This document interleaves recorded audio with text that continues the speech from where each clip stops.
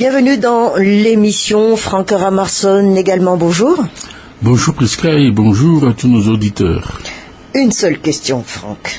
Avance-t-on dans la mauvaise direction ou recule-t-on dans la bonne direction? Je dirais simplement que nous sommes à la croisée des chemins. C'est-à-dire que il faudrait réellement penser à la vie de la population. Parce qu'elle souffre. Elle est dans un état léthargique du fait uniquement que les dirigeants ne se soucient pas de leur sort. Et c'est ça qui est grave, et c'est pour ça qu'on est en train de se demander qu'est-ce qui se passe dans ce pays. Parce que à travers les séries de conférences de presse qu'on a vues, donc il y a des relents de délation d'un côté ou comme des nôtres, et que en mettant en avant certains mauvais exemples, comme on a fait la semaine dernière, c'est-à-dire l'interpellation du journaliste, je ne parle pas de celui qui a fait la conférence de presse. Il y a eu une conférence de presse hier faite par les forces de l'ordre qui sont montées au créneau après qu'Amnesty International et le président Razoel a convoqué ses amis proches, notamment donc ses alliés politiques, en disant qu'il fallait défendre le régime. Je crois que cette conférence, annoncée à grande pompe, a été malvenue pour les observateurs, les analystes, puisque on a encore prononcé des noms. On a prononcé sans recoupement des journalistes aussi, qui ont tout de suite traduit, reproduit dans leurs journaux, rapporter les faits dans leurs journaux. Et qu'est-ce que demain, qu'est-ce qui va leur arriver si ces personnes comme l'ex-président Ravalman, la ministre de l'élevage, l'ex-député Louisette Armalal et le membre du Congrès de la transition Nicolas portent plainte demain pour diffamation et propagation de fausses nouvelles.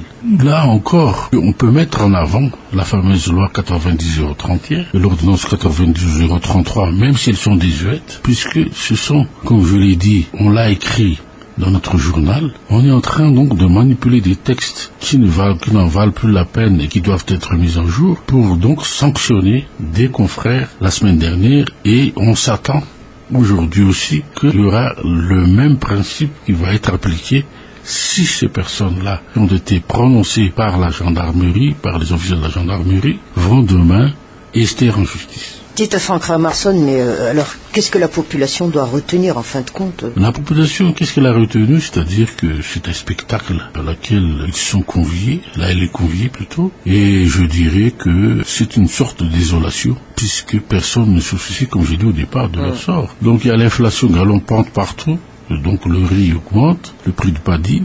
Il y a l'augmentation des frais de taxibé. Il y a ce que j'appellerais les menaces de pénurie de carburant qui ont été réelles la semaine dernière, puisque on voulait, ne pas proroger la licence de la justice pétrolière, etc., etc. Et que d'un côté, la population attend beaucoup de ce que c'est cette fameuse loi de finances 2013. Et pourtant, elle n'est pas tellement désespérée sur un autre plan quand elle voit que le secteur privé travaille. Le secteur privé fait des efforts pour pouvoir survivre, parce que sans secteur privé, l'économie ne marchera pas à Madagascar. Sans cette interpellation des opérateurs privés actuellement, que le Made in Madagascar doit être maintenant mis en avant et que il faut consommer malgache, comme on le fait en France, comme on le fait en Angleterre, comme font les Chinois, pour que notre économie soit sur les bons rails demain, après-demain,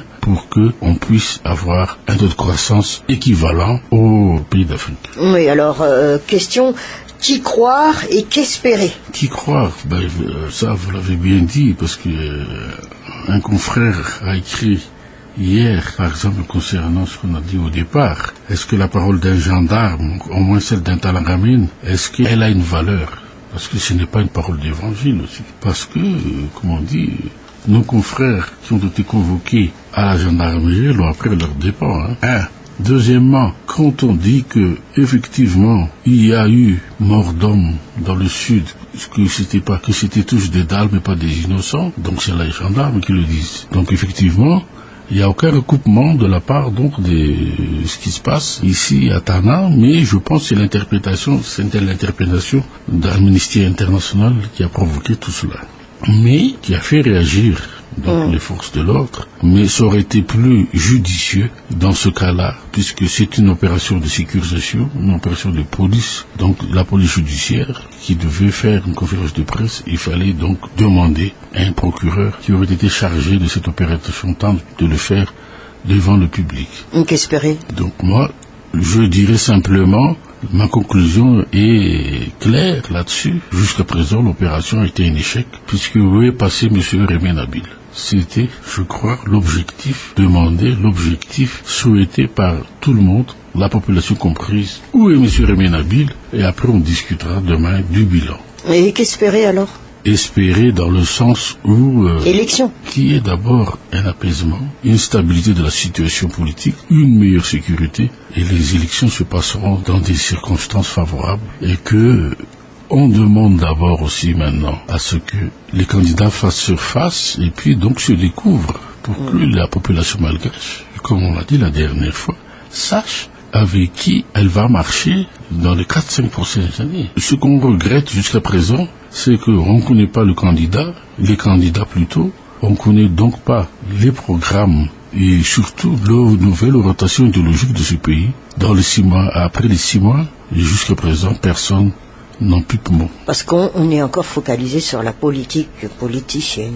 Sur la politique politicienne. À l'avantage de chacun. Et donc à des règlements de compte qui ne, je dirais, portent pas beaucoup en conséquence sur la vie de la population, mais portent préjudice à certain nombre de citoyens qui ne s'entendent pas avec le régime. Dites Franck Ramarson, le procureur général de la Cour suprême m'avait dit une très belle phrase d'ailleurs, la justice n'a pas de mouvance. C'est trop beau. C'est trop beau et puis... mais trop vrai aussi. Je pense que le procureur général Ranard a voulu dire par là qu'il milite pour l'indépendance totale de la justice. C'est trop beau. Donc peut-être qu'il ne faudrait pas que le parquet soit soumis donc aux ordres du ministre, du Premier ministre ou du président de la transition, et qu'il y ait, quand on mène une enquête, on le diligente avec indépendance, et qui que soit maintenant qui est convoqué pour des affaires en justice doit se présenter mais non pas se prémunir d'une immunité. À très bientôt, Franck. Merci.